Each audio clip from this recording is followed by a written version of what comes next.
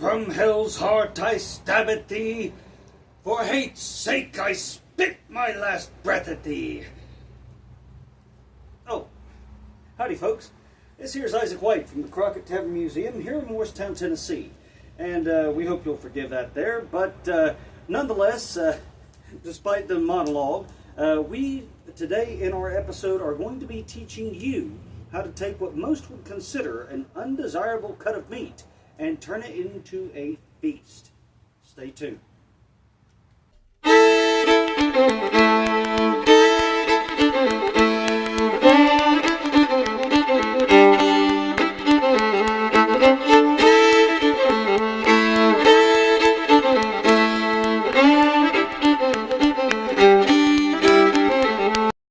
So in today's episode, we are going to be teaching you how to take what most would consider an undesirable cut of meat and turn it into a feast.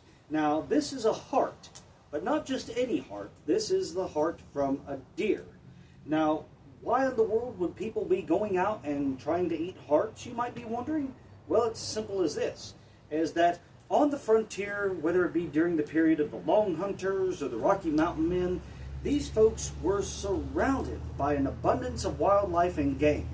And suffice it to say that despite this misconception that both the settlers back then and the Native Americans back then constantly used every part of the animal, they did not.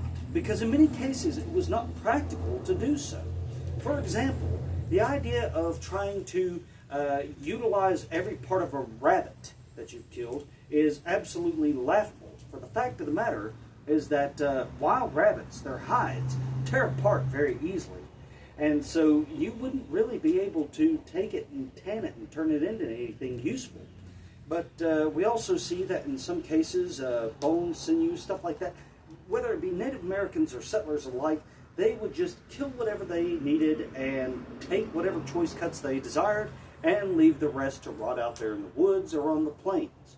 So we busted that little misconception apart, but of course there also comes a problem with obviously people just taking the animal and cutting out what choice cuts of meat they wanted. And that is, they have the tongue, they have the hump, and they eat that, but then within just a few days, all of a sudden, they are starving and they wish that they had more meat. Well, in some cases, when it went from famine to feast very quickly, they would have to use some of the more what they considered undesirable cuts. And of course today we're going to be telling you about that with the heart. Now we've got our skillet, our lard. We also have our pocket spice kit and a little bit of cornmeal so we can batter it in. And in just a few moments time we're going to show you how to turn the heart into a meal fit for a king of the wild frontier. Alright, so we have some cornmeal which we are going to batter the deer heart in, and we are going to of course use our pocket spice kit, and the spices that we're going to use are pretty similar to the Johnny cakes because honestly they work so well together. We are first going to take a little bit of black pepper and pour that in there. Yep, maybe just a touch more. Yep, there we go. And you can season these how you like. Of course, I like a little bit of spice. So we are going to also get out our salt and cayenne pepper. So in comes the salt.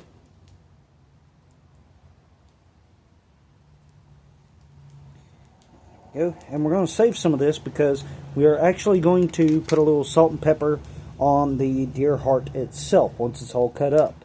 And we'll show you that in just a few moments' time. Okay, now our cayenne pepper, just a little bit more, and there we go. And then of course, you got to go ahead, stir everything up until you get it well incorporated into your cornmeal.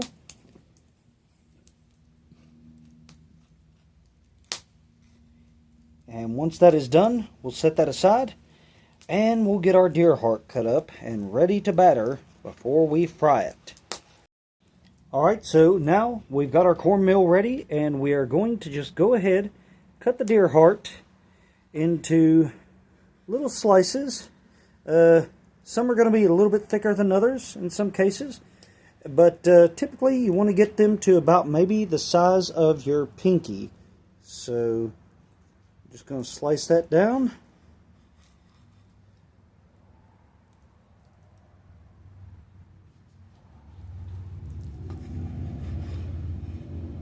There we go.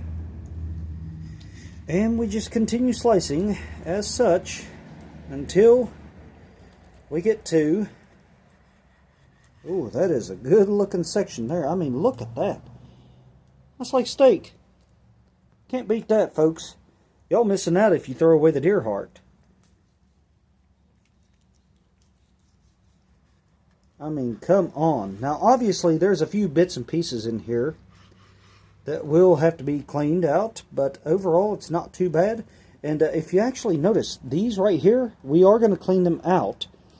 But these right here are actually the heartstrings. And yes, you can die of a broken heart. It has been scientifically proven. So when people talk about that kind of stuff in stories and whatnot, they're not being melodramatic. They are being serious. So there we go. There's another good slice. And we're going to clear off some of that excess fat, that kind of thing. But that's pretty much it. We're going to go ahead, keep cutting down the heart until we have everything cut up and ready to go. And then we're going to get it into a pan with some lard once we have it battered.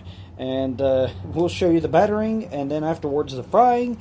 And then, of course, as you know, we're going to come back for our final taste test and, of course, our parting thoughts. Alright, folks, so we have our deer heart cut up, prepped, and ready to go.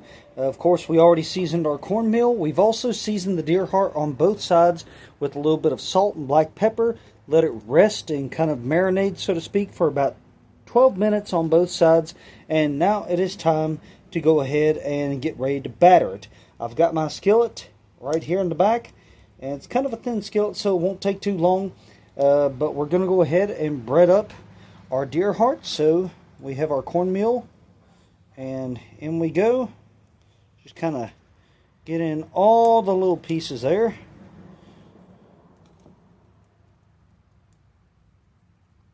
See right there, that's pretty good.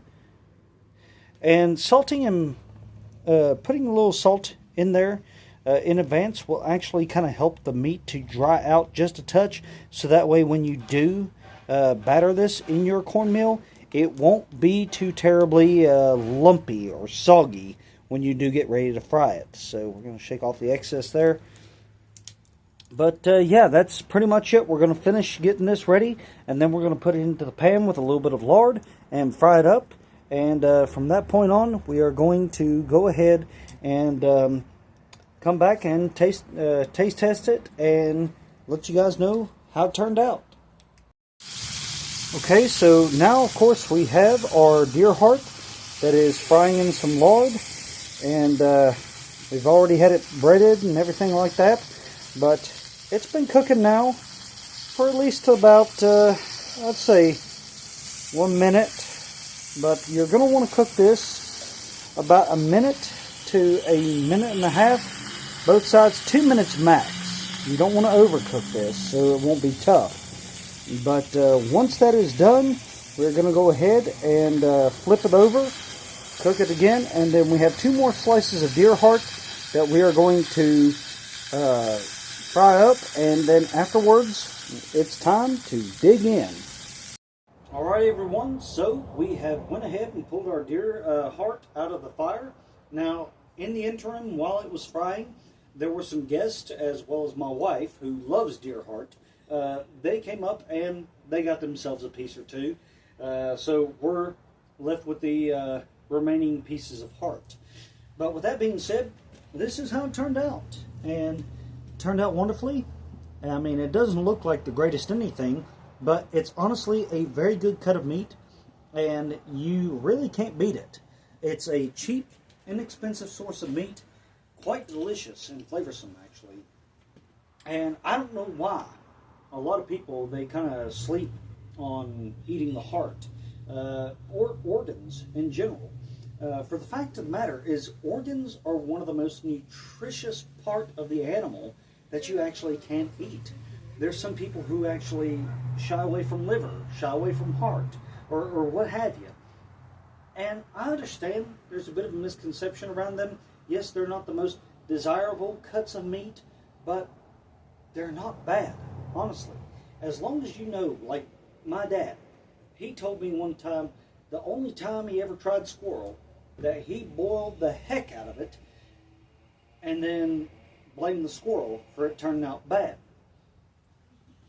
That's ridiculous, because folks, if you know how to prepare it, you can make exceptional meals out of these less than desirable animals or cuts of meat, including, of course, the heart.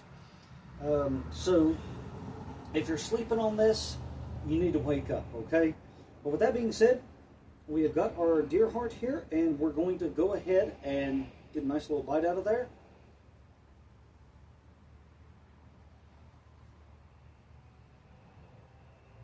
I have to say, I don't know if it's because it was cooked over a fire, or I just did a lot better job than I have before.